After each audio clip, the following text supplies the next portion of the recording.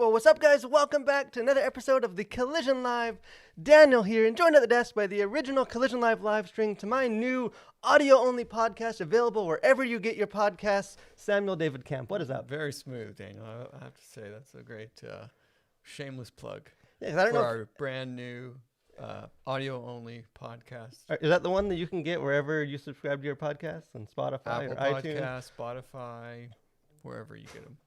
So we're excited to be here. If this is your first time to join us, I know we've had some growth in our channel in the last couple of weeks. So if you're new, welcome to the Collision Live, our live stream, which is also available now in an audio-only form. But this is our kind of our weekly show where we just look at whatever's going on in pop culture, whether it's a big movie or a trend or a controversy or just, issues that maybe are happening in the church, questions, and just try and have a discussion about it. Not always just, an answer show where we have all the answers, but just trying to ask questions, talk about it, kind of come together to work through this stuff as Christians. So I encourage you, if you're watching this live or if you're watching us on a later time playback, jump into the comment section and let us know. Join the conversation that we're having about this. And this is going to be a fun show. We got some different stuff. We got a special guest that will be joining us, and just some interesting stuff that I'm excited to get into. But what's up this week? Anything fun going on in Sam Camp world? Not really. Pretty mundane, but just trucking on with a parent of two and figuring out naps and starting all over from scratch. It's always keeps you on your toes. But That's why I was smart about this, and I had twins, so I went through all that one time. what a smart idea! 2 for the price of 1. You should have thought of that. I should have. But this is gonna be a fun week. A lot of stuff going on our channel. It's in pop culture, kind of some more. I guess it's thorny or interesting stuff that we can dive into. Yeah. But to kick off our show, like we always do, we got pop culture news.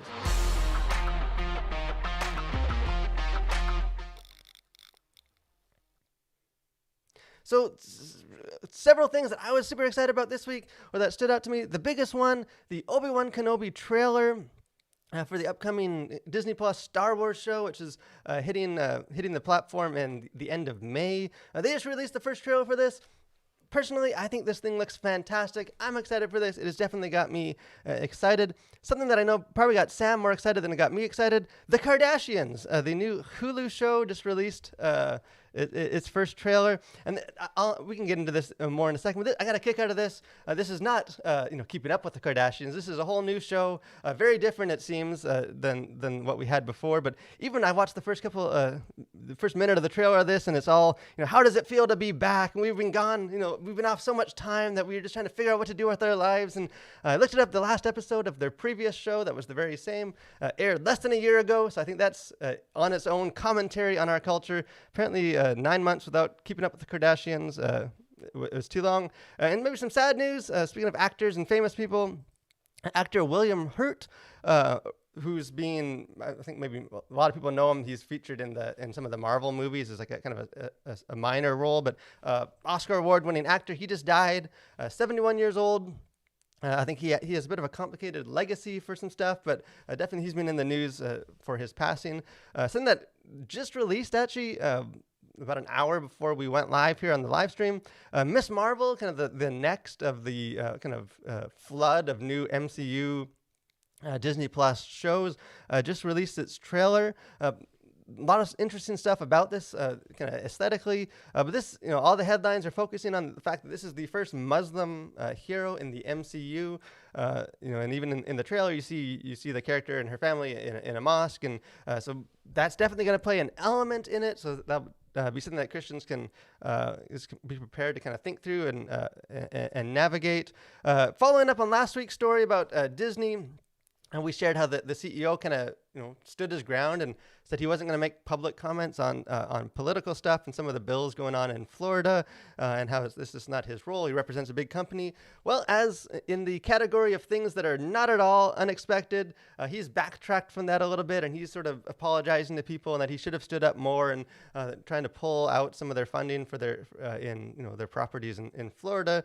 So again, we don't need to get into it in this part of our show, but just another example of sort of the collision between sort of politics and other kind of world issues and pop culture. And the last story we got in pop culture news, probably the biggest one, I think, in the world of pop culture, the most popular, beloved pop culture live stream on the internet, just released its own audio-only podcast, which is now available wherever you get your podcasts, The Collision Live. So I encourage you to check that out as well. But that's all we got this week in pop culture news. So which of those stand out to you? Anything get you I'm excited? gonna have to go with the Obi-Wan Kenobi trailer, which is totally epic, and John Williams doing the score. Man, I'm excited about that. Like, Yeah, that's gonna be awesome. Again, the trailer didn't show a whole lot, but you Followed closely by the new Kardashian show, but yeah, so I'll be probably streaming those at the same time. I know 9 months without keeping up with the Kardashians. There's just got that itch we got to scratch. We got to, what have they been doing for 9 months? I know. What could they possibly have gotten up to in this time that has elapsed? Which all credit to them that they've been keeping that thing going with their kind of artificially interesting life for many years, and obviously people are into that. And the Miss Marvel one does intrigue me. I know all the focus probably from like a Christian perspective is going to be on the fact that culture is just like pushing this is a Muslim hero, and I think that is definitely a part that we're going to need to, and I'm sure we will talk about that here on the Collision Live. Sure. But the actual show actually looks quite interesting. Like I didn't see the trailer, but I remember when this was announced a few months ago. So yeah, and like they're talking, they kind of have like comic like speech bubbles, and like just some of the stuff they're doing kind of looks different than most movies, apart from the fact that it's the first Muslim hero, and that's actually maybe a good transition to kind of this whole conversation about kind of representing different, cultures or experiences, and trying to get people always push like this is the first this superhero or the first that person in this kind of field. One of the big stories that kind of conversations that's been going on this last week, Turning Red. This is Pixar's newest film they just released. It went straight to Disney Plus. Didn't hit theaters. Featuring an Asian American girl that going through puberty. Whenever she gets emotional, she turns into a big giant red panda, and it's dealing with different issues and stuff. Encourage you to check out our kind of more in-depth review we have here at the Collision. But I think and there's a bunch of different ways we can get into this, because there's different aspects of this story. So we'll probably in the next couple of weeks get in touch on various parts of it. But one part I did want to get into, because it's sort of been one of the bigger discussions, is just sort of the whole kind of cultural aspect of this. And I know there's been some people talking about whether this film is too narrow in what it represents. Is it only for females, only for kind of Asian Americans? What do we deal? How do we kind of get into this? All movies need to be for all people? And I thought this, because I wanted to bring someone in that maybe had a different perspective than me and Sam, someone that is a big part of our Collision live streams every week, but not in front of the camera. So let's bring in Joni. We love Joni. She can come on in. So if you guys noticed, I don't know how long ago this would be, a couple months ago, all our graphics here were just horrible, embarrassing, just abominations. And all of a sudden overnight, all of our looks got way better, upgraded. That's because we brought Joni on to join us with the Collision, and she's been behind the scenes doing all our graphic work, and she helps us run the cameras. She's a rock star. She's one of the coolest people I know. So welcome, Joni, to this side of the camera. How are you doing? I'm doing well, thank you. And I wanted to bring Joni in for this, just because I think she does offer a different perspective. And if we're going to be talking about cultural issues or this movie or a lot of the stuff going on, I thought Joni does bring kind of an angle and some experiences that maybe I don't have or Sam doesn't have. But maybe just kind of in general, and then we can kind of get into some of the conversation of this. But you saw the movie Turning Red. In some ways, you could say you were, the target demographic. This is a movie about kind of an Asian Canadian, but Asian kind of North American culture. You're a female. This is about kind of a female character. Just general thoughts. What do you think about this movie? I personally really like the technical part of it. Like as a somebody work in the creative part field, I really enjoy like how the character was made and like how it reacts to like every detail of like emotion and all of that. But the plot, as a Asian American, I'm not really related to the whole thing. Yeah, and which is interesting because I know Sam we were talking about this even before. Like, Yeah. just maybe some of the like assumptions we have about these type of films that like, that just because maybe it's featuring a certain type of character that this is going to apply to everyone. What do you think? Like, Yeah, well, and Joni and I were talking about it a little bit beforehand, but the idea that like this is about a female Asian American coming of age story, like it's tailor made for someone like you, Joni.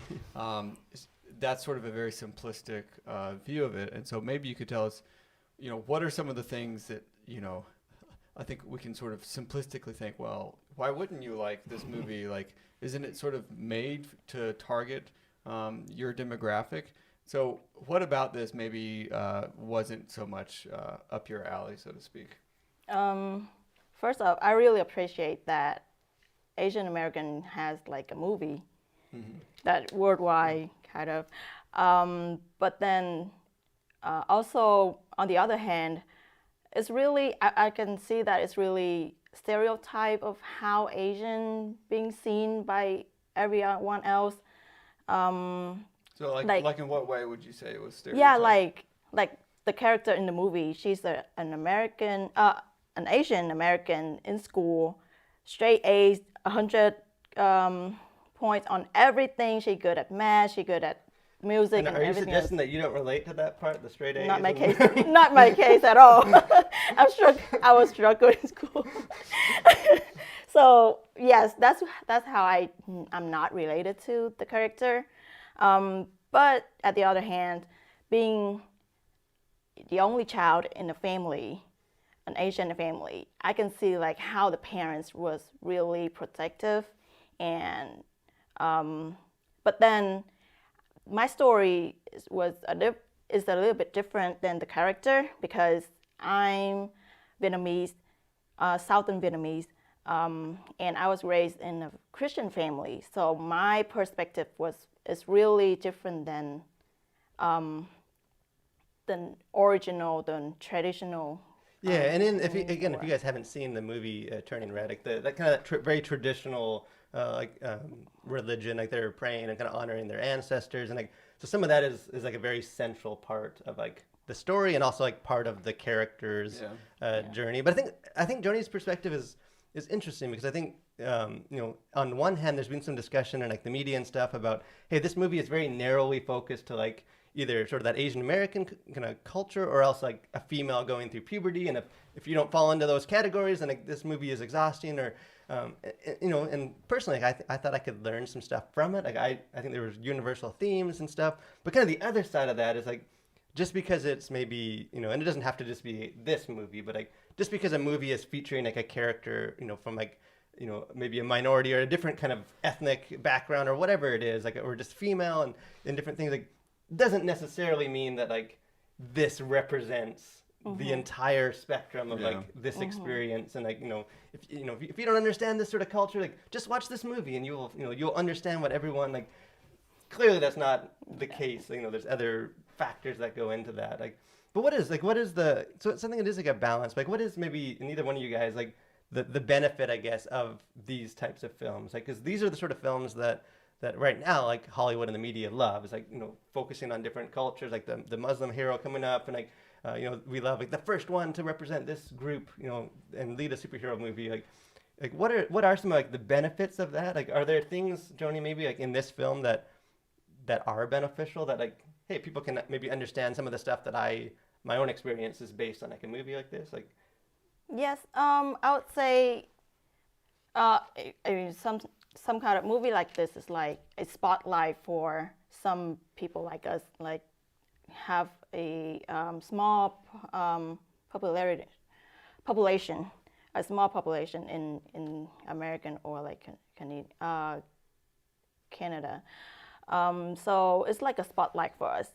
But to say that you will understand the whole thing of our community based on just one movie will be really, it's not really good saying. Yeah. Yes, because it's a bit too simplistic. Yes, Yeah. because we are more than that. We're also human, and we have like different story for every one of us. So I would say more movies I don't know. I don't know the solution for this, but yes, not. Don't just think. Yes, this is how Asian American deal with in their life. That's not the case. And I would say that that's probably, one of the takeaways is that, any sort of generalizations taken from a single movie about a single population is probably way too simplistic in its scope. And however, I think that's sort of the two-sided coin to movies like this is, on the one hand, it's great to see representation, to see other perspectives that maybe you wouldn't otherwise be exposed to. But then again, on the other hand, you may take away from that a sort of an overly simplistic view of, anyone who looks like that. It's like, oh, well, I can relate to this person because I saw that one movie. And so now I know about their culture, which is, honestly, sort of a too narrow or too broad of an idea about a particular type of person. Yeah, and I think maybe even, it was just something even Joni was saying it before we went on camera, like, I can't speak on behalf of all, of everyone, and I think maybe like a healthy way to think about these movies is like, this movie is sharing, again, it's made by an Asian American, it's sharing a perspective that that is authentic to like the storytellers, and but that it's not, like, it's sharing like a personal experience, and that's kind of why I think there's some why we need more movies that focus on different perspectives. And it's not like, hey, well, we had a black superhero, so he can speak on all, it's, well, that's, one particular part among a very diverse and like unique, group of individuals. Like, that it's, movies are not necessarily always speaking broadly, but like, this is just different angles you can see it by. And that's why I think there is benefit to like, to have these stories. And I think it's less of a criticism of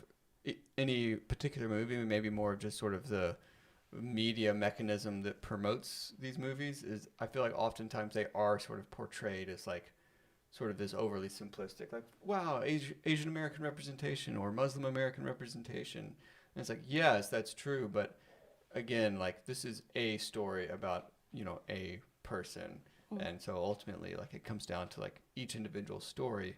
Yes, it's good to see more underrepresented groups on screen, but don't take this as like, the only way that Asian Americans behave, or this is the only household that you could have possibly grown up in. Right. This is how all of it happens. It's like, no, this is how this particular one happened.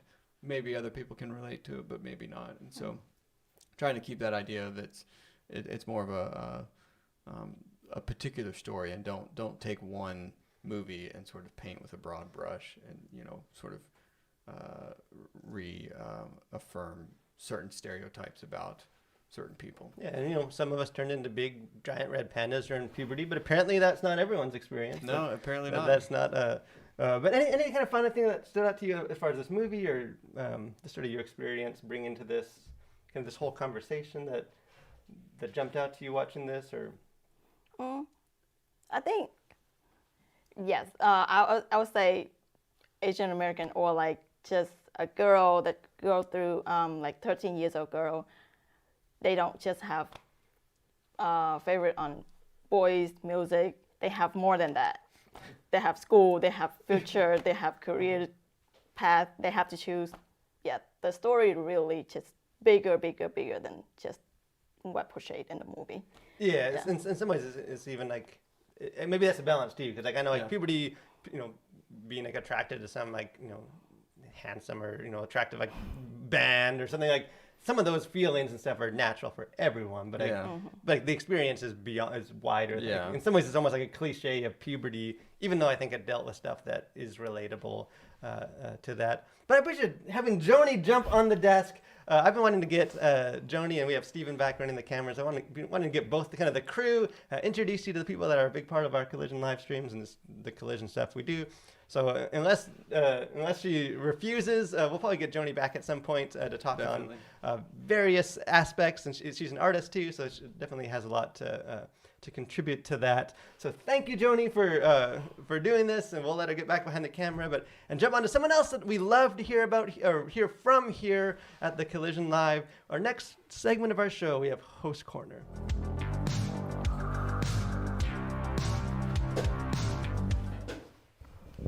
All right. Well, I couldn't let this week pass without bringing to attention something that you brought to my attention, and that is the discovery or the finding of the wreck of the Endurance, which was found in, I think, the Weddell Sea near Antarctica. If you're not familiar with this is Ernest Shackleton's boat that went down in, I think, 1915. So it's been like over 100 years. It's just been sitting there at the bottom of the ocean, and I think it is awesome because apparently there's like lots of like sea creatures and stuff that have inhabited the boat, and it's pretty like remarkably similar to how it was when it went down. So like it, for whatever the cold and the salt water kind of preserves it, which I think is just really eerie and awesome to see the pictures of. But I read there's a book called The Endurance, and I forget the author of that, but it is an amazing story about these explorers, Ernest Shackleton and his crew. I think they spent like 10 months on the ice in the Antarctic before finally like sailing in like little dinghies over to South Georgia, and ultimately got picked up by a whaling ship. And the amazing thing is the entire crew survived. So it's just awesome. I love when they find stuff in the ocean, and this is no different. I think if I remember right, I saw this news story, and I just like sent this to you. It's like, here's your host corner. I know this is what the kind of nerdy, weird stuff that you like to. And I said, thank you. I will use that. And I wasn't wrong. But it is. I mean, it is it is an incredible story, and it's like one of those. It's like, you know, the adventure and like surviving. You know, you lose your boat and like you have to like hike across the ice, and then actually I think they had like their what are they, the safety boats, rescue boats that, you know, are the small little rowboats attached to the side of the ship. That's what they had, and they like drug those across like I don't know how many miles, like in the snow, and then put them in the water on the other side, and then like took those to like just some of the roughest seas. Like it's a pretty incredible book. I would highly recommend it. And it's just cool. I love these like historical, like these reminders that like people have been around for a long time. Yeah. Like, cultures have changed. We get very focused sort of in the moment. You know, I think it's good to kind of think back in history. And, you know, there's a genre of movies that often looks forward and looks back and focuses on different parts of our culture. And that is time travel movies. Yes. You get a lot of these things. Here's a comment. Since Sam seems to be a big boat guy, what's your favorite boat movie? I don't, Monty, I'd have to think about that. You put me on the spot, so I'll maybe have to get back to you next week.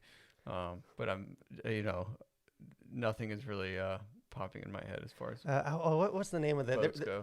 There was some horror TV show. It's not really my genre, and I think there's some stuff in it that I wouldn't necessarily recommend for everyone to watch. But it's about, I think maybe even inspired by one of those stories of a ship that gets stranded in the ice, and there's some like weird like polar bear monster thing.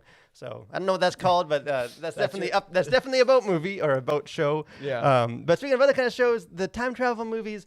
So this is kind of inspired by another movie that came out on streaming this past week, The Adam Project. This thing featuring Ryan Reynolds and a bunch of other kind of well-known actors and stuff. Dropped straight to to Netflix. I did a review for this. Encourage you to check it out. Not a good movie, but it is a time travel movie, and that's sort of a genre that I get a kick out of. I think we both enjoy those types of things. So I thought we'd talk about that a bit. It seems like almost every year or two we get some kind of movie dealing with time. Like we had Tenet, whatever that was, last year, 2 years ago. Which I entered inadvertently.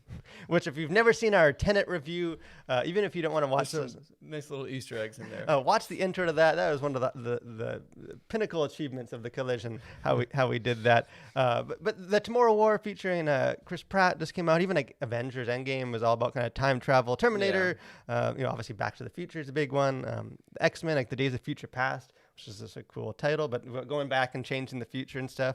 So I thought we'd maybe just talk a bit about that. Like, why is it, why as a people are we so intrigued by the idea of like either going forward in time or going back in time?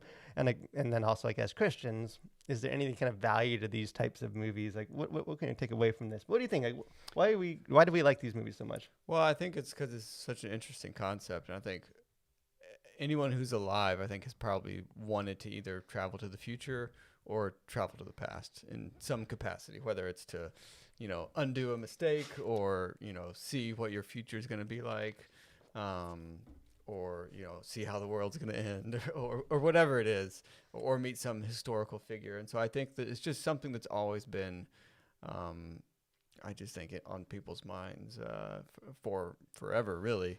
And I think it's a sort of that timeless theme that kind of movie makers keep coming back to, because there's so many interesting things you can do with it. There's sort of the grandfather paradox and like all these what is it, the Mobius loop, and all these different ideas in sort of the world of physics and actual time travel that are kind of fun to play with, but also the idea of like just sort of the more fun, like, wouldn't it be cool to see like Abe Lincoln or something of being able to kind of go back and or like go back and like to like when Star Wars first like debuted and like see it like on opening night or like something kind of weird like that. And I think even one of the kind of, I guess, the quirky things even about like the Christian faith is like, you know, time is like a very human experience. Like God is outside of time. God, there, you know, he existed before time and space. Like, so like in some ways, like there is something kind of outside of time that, like, you know,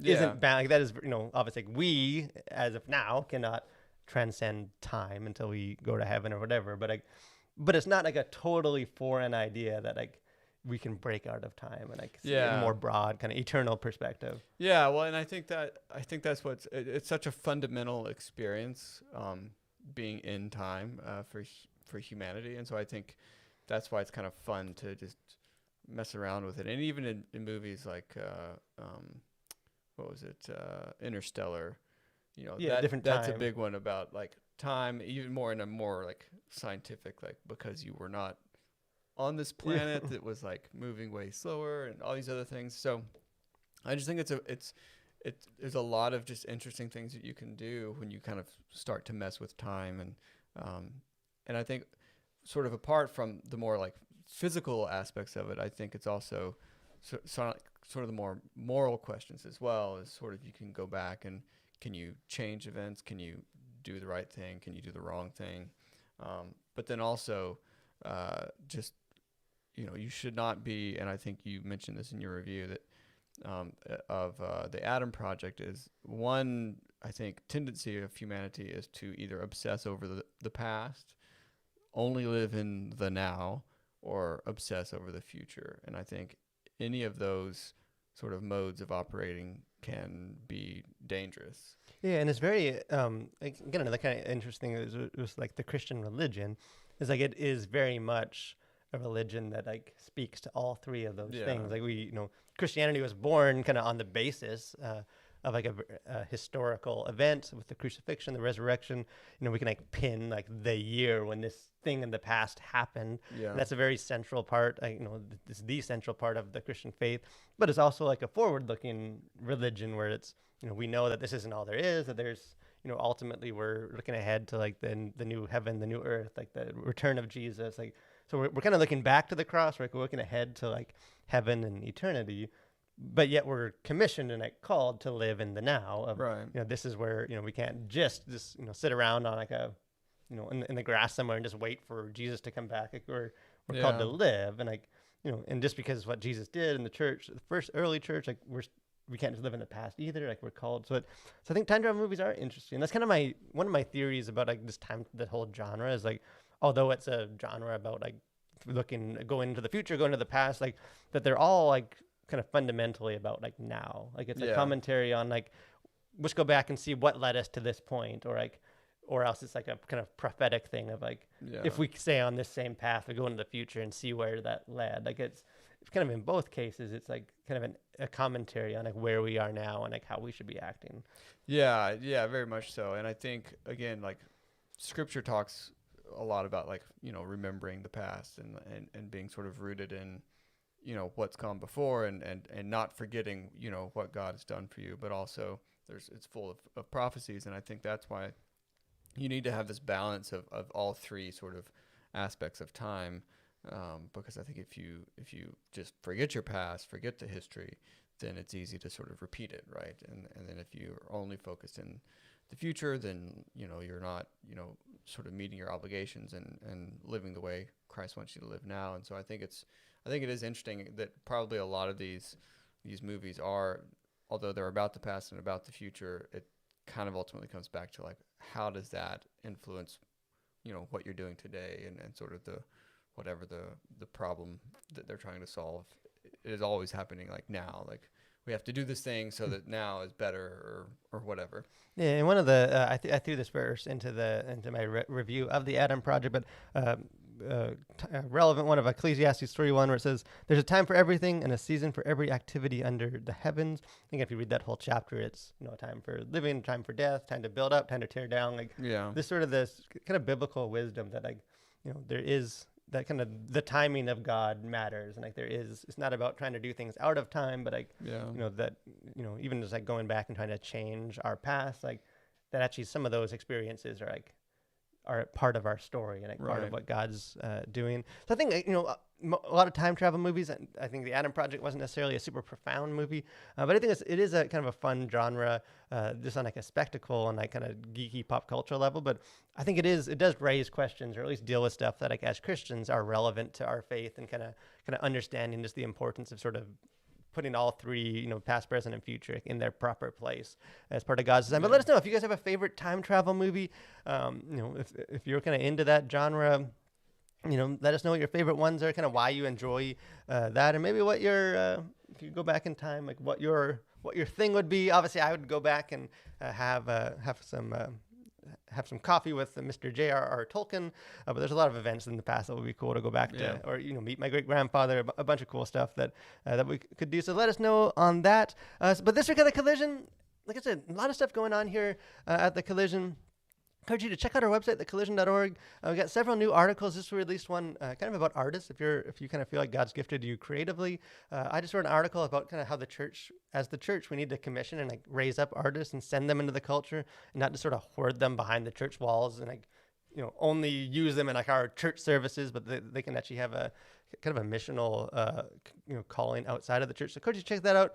Batman, both a review and just some reflections on the character. Check that out, and then movie reviews for both the Adam Project will be dropping later today, and the Turning Red movie review. So check that out. And one last thing here at the Collision that I don't think we've even mentioned yet, is that we do have an audio-only version of this live stream, the Collision Live podcast, wherever you get your podcasts. I encourage you to subscribe, even if you normally would check out our video and you just want to see our faces. Which we can't blame you for that. Yeah, which is understandable. But hey, subscribe. Leave us a good rating, and then if you can't catch a week, or if you're just driving or something, just join the conversation. Come back, maybe share your thoughts in the comments of the video if you want to talk about that. But encourage you subscribe to that. We're excited to finally have that. Yeah. Any other kind of final thoughts and things going on? I can't wait for that Obi-Wan Kenobi movie or mini series to drop. Yeah, not a whole lot of time until that comes, so I'm super excited. For that. Some of that sweet Star Wars nostalgia. Bring it on. I want to thank Joni jumping on the desk, sharing her perspective. Definitely won't be the last time she's on the desk unless she decides that it's her last time. But she did awesome, and it's great to have her be part of it. But I want to thank you guys, too, for joining us for another live stream. Stay safe, guys, and continue to collide with your world for Christ.